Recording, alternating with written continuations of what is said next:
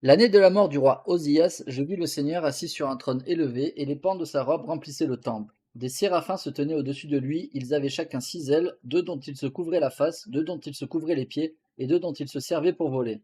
Ils criaient l'un à l'autre et disaient: Saint, Saint, Saint est le Seigneur des armées, toute la terre est pleine de sa gloire.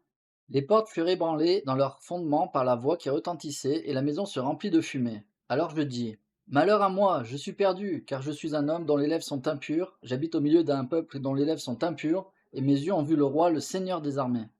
Mais l'un des séraphins vola vers moi, tenant à la main une pierre ardente, qu'il avait prise sur l'autel avec des pincettes. Il en toucha ma bouche et dit: Ceci a touché tes lèvres, ton iniquité est enlevée, et ton péché est expié. J'entends la voix du Seigneur disant: Qui enverrai-je, et qui marchera pour nous? Je répondis: Me voici, envoie-moi.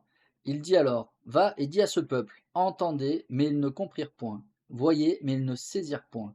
Rends insensible le cœur de ce peuple, endurcis ses oreilles et bouche-lui les yeux, pour qu'il ne voie point de ses yeux, n'entende point de ses oreilles, ne comprenne point de son cœur, ne se convertisse point et ne soit point guéri. Je dis: Jusqu'à quand, Seigneur? Et il répondit: Jusqu'à ce que les villes soient dévastées et privées d'habitants, jusqu'à ce qu'il y ait personne dans les maisons et que le pays soit ravagé par la solitude, jusqu'à ce que le Seigneur ait éloigné les hommes, car le pays deviendra un immense désert. Néanmoins, il y aura un dixième, et ils retourneront et seront anéantis. Mais comme le térabinthe et le chêne conservent leur tronc quand ils sont abattus, une sainte postérité renaîtra de ce peuple.